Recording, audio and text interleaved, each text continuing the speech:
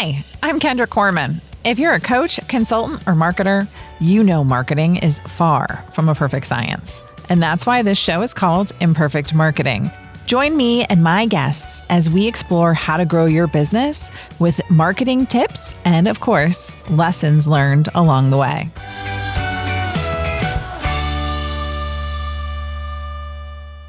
Hello, and welcome back to another episode of Imperfect Marketing. I'm your host, Kendra Corman, and today we're going to talk about stop chasing and start nurturing. So if you think I'm talking about you in this episode, I probably am, because what I have put together is a little bit of an aggregate of about 6 different situations I've found myself in over the past year with prospective clients and clients. So a friend of mine thought he needed to hire a new salesperson. Now, I'm saying a friend of mine, but there's like 6 of them, like I said. I told him he was wrong, flat out wrong. He does not need any new salespeople. What he needs to do is stop chasing and start nurturing the business and the network and the connections that he already has. So let's just talk about the burnout of constant networking, right? If you're working on your business, right? If you're bringing in leads, if you're working on the strategy, if you're sometimes working in your business, just with one chamber of commerce, you could be going nonstop 5 days a week with different networking groups and one-on-ones if you're following up. And then the referrals that you're getting introduced to, right? You could fill up your calendar and do nothing but sales calls all day, every day. Not all of us have the capacity to do that, right?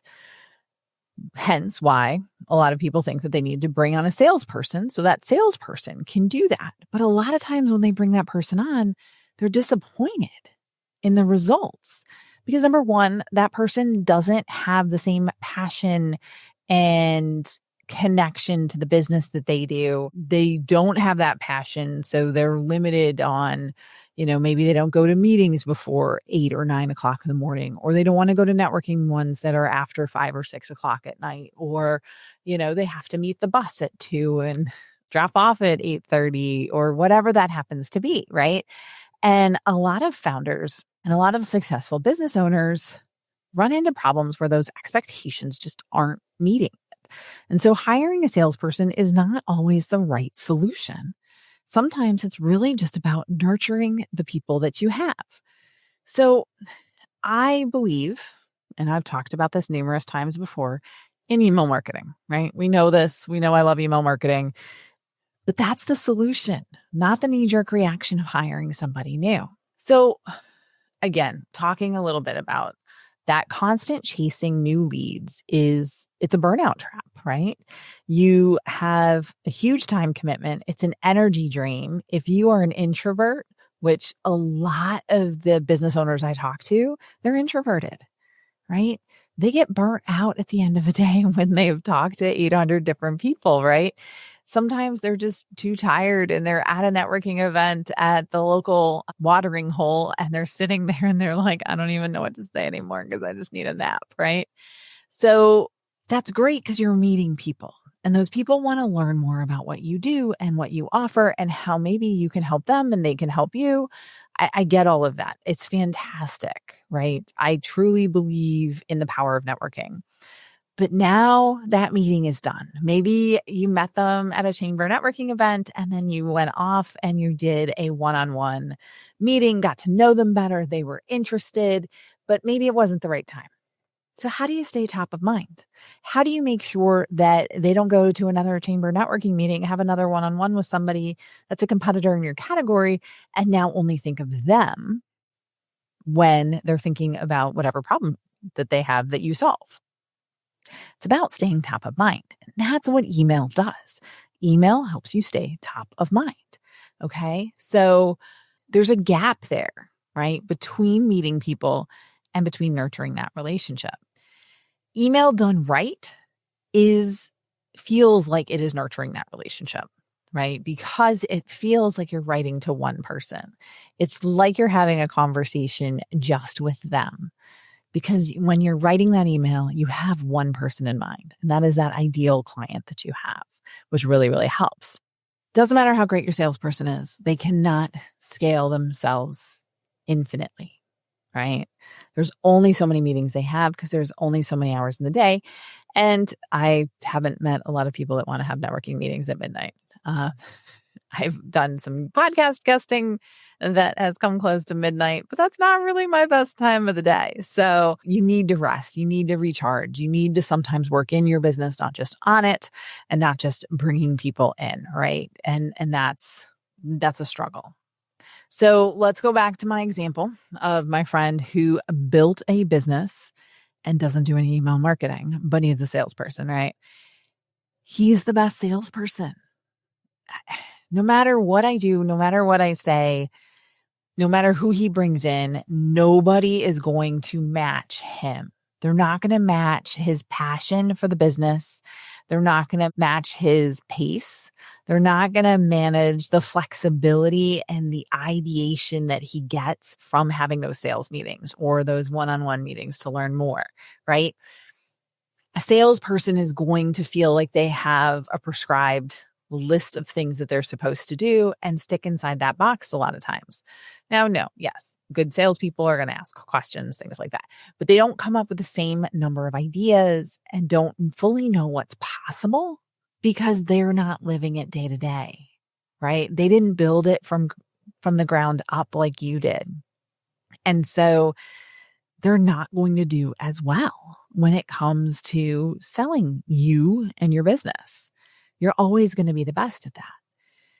So if you're thinking about, are you stuck in the always hunting mindset? Are you always looking for new leads? Is your business just really strong in the ebbs and flows without any true seasonality to it because it just depends on when you're going out and having meetings? And more importantly, what connections are slipping through the cracks? What business are you missing out on because you're not having that follow-up conversation? Email marketing can have that follow-up conversation for you on a regular basis. Now, there's a lot of the word value thrown around. I should take a look at the podcast schedule coming up here. So even last week when I had Eric Smith on the podcast, we talked about podcast advertising, but almost a month ago now, we had Zach Zeller on the podcast and he talked about emailing 3 times a week, right? And you don't need to go that far, right? Pick weekly, start simple, pick every other week, whatever's sustainable for you. But you can stay top of mind with that, right? It doesn't fall through the cracks. We're talking about value. We're providing value. It doesn't have to always feel like selling because part of what we're doing is staying top of mind. It's not about needing more people. It's about nurturing the right people. So you don't necessarily need to meet more people. You need to stay on top of mind with those people that you already have met who can refer you into your ideal client or who may be your ideal client in 2 months. It just wasn't the right time when you guys met, right? Then all of a sudden, one problem was solved and one fire put out. And now there's a different fire and pain point that you solve. And you want to be the one that they remember for that, not whomever new they met because you were at some other networking event, right? Your new hire is never going to match your passion and your expertise. So sticking with something like email marketing over hiring a new person to join the team, if you're doing the sales, it's not going to match. Email marketing is a fantastic way to solve that problem. And systems are going to beat people at consistency all day, every day. So if you have a system to get a weekly email out, if you have a story to tell and a story to share, that's going to help you get that out consistently. And I think that it's so important there. And I think the people, what they don't realize about email marketing is it's all about relationship building. That's the point. Right? Social media is great. It's reach. Networking events are great. Again, reach. One-on-one meetings are relationship building, but so many hours in the day, right? Email marketing is relationship building at scale. So I want you to think about what could happen if you could stay connected with the people that you meet on a regular basis without a huge time commitment. Just let that sink in. How many great connections have you made and been like, oh, I never followed up with them? And if you're like me, that list is that number is probably a lot larger than it should be, even with email marketing, because sometimes I forget to follow up with them at all and even get them on my email marketing list. And so I think it's really important to do that. Now, I have personally taken on stalking, which I do believe is a true skill set to marketing and advertising. But I stalked and emailed every day until these people that I've been talking about got their email marketing started, because it is that important to me and that important to their business that I know that they're missing out on so much stuff. So let's talk a little bit about that commitment factor, because you're already overwhelmed, right? You already have too much to do. And the reason you're looking to hire this person is because you want more off your plate. Well, let's think about what email marketing looks like, right? You could bulk schedule 4 of them at once, right? You could do a month's worth in one sit down. With AI helping craft that first draft for you, there's just so much you can do.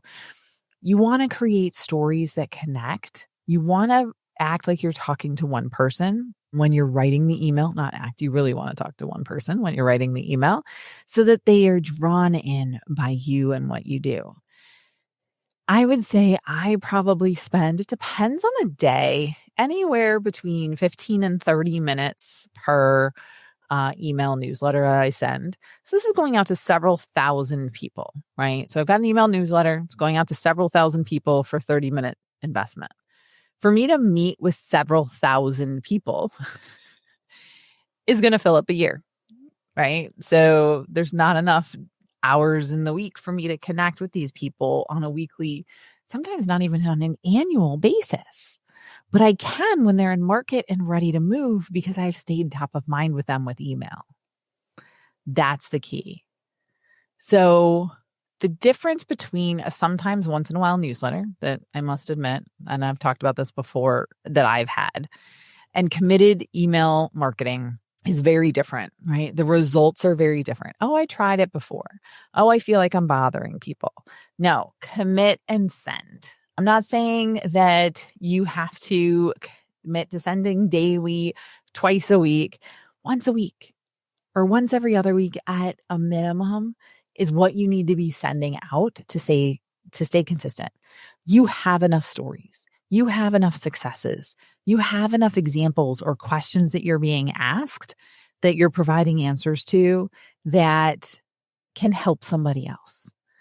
And even if they hit delete, just seeing your name in their inbox keeps you top of mind. I think that that's super important. And again, it's not about a ton of time. It can outweigh any one-to-one marketing meeting out there, right? Because it's at scale. It's relationship building at scale. So what does your current follow-up process look like? What's involved with that? How often are you following up and checking back in to stay top of mind? I know it's not weekly. So if you can add something that people want to read and get them to want to engage with you and follow up on a regular basis, that's key. But you've got to be willing and able to show up consistently. We're talking about building that know, like, and trust factor, right? And that's always a big piece of the relationship building, because people do business with people that they know, like, and trust. And so being consistent builds that trust factor. Being consistent with email marketing and sharing part of who you are lets them know you, right? And then, of course, they like you because they didn't unsubscribe, right? And then that consistency built that trust. That leads to business. Email marketing leads to business. So email marketing is not automation, all right? It is relationship building at scale. I want you to maintain that personal passion that you have for your business. I want you to keep that connection that you have with those people that you're meeting, again, through email, because you're talking to them, you're sharing your story. They can feel your energy. And you can do this through email just by writing. If you don't think you're a strong writer, again, work with AI. Help you get a little bit stronger. And this can help you turn casual contacts over at the local watering hole for a chamber evening networking event into a lucrative relationship without burning you out. This gives you consistent touch points, leaves you top of mind with no additional burnout, no additional resources beyond what I would consider to be reasonable. So when you're thinking about this, I want you to think about how can you bring your personality into your emails, right? How do you bring that passion in there? And what relationships do you have that you could strengthen with some consistent communication? It's probably a lot if you just pause to think about it. So great relationships beat relentless hustle all day, every day. So I want you to think about shifting from chasing to nurturing, right? We want to stop chasing leads and nurturing the contacts and the leads that we already have. You might not need to hire somebody new. You might just need to nurture the relationships that you've already been building, because there's nobody better at what you do than you. So I want you to take a couple of steps here. Number one, I want you to audit your current follow-up process. How are you following up with the people you're meeting with on a regular basis? Then I want you to think about, okay, if I'm going to do this, what's a realistic schedule? Is it weekly? Is it every other week? I wouldn't go any less than that. I used to do monthly, but it's just not often enough, I don't think, to stay top of mind. So figure out what kind of schedule are you willing to commit to and can you commit to? And then set up your email system and start sending. Do not wait for it to be perfect. The show is called Imperfect Marketing for a reason, right? Progress is better than perfection all day, every day. Move forward with B+ work. For a lot of us who got A's in school or lived for our A's on our report cards and were rewarded for those, that's hard to do. But your B+ work will outperform somebody that is sitting and waiting to finish at 100% all day, every day. And then start with the connections you already have. Start with those people that you've met with that you just haven't completed maybe work with, or that you want to stay top of mind. Maybe they were a client and they might be in the market again soon, right? That's who we want to be thinking about. So if you're ready to stop chasing and start nurturing, definitely let's connect. I'd love to help you set up your email marketing system or talk to you about what email marketing systems I recommend for the type of email marketing that you're planning to do. So thank you again for tuning in to another episode of Imperfect Marketing. Until next time, have a great rest of your day.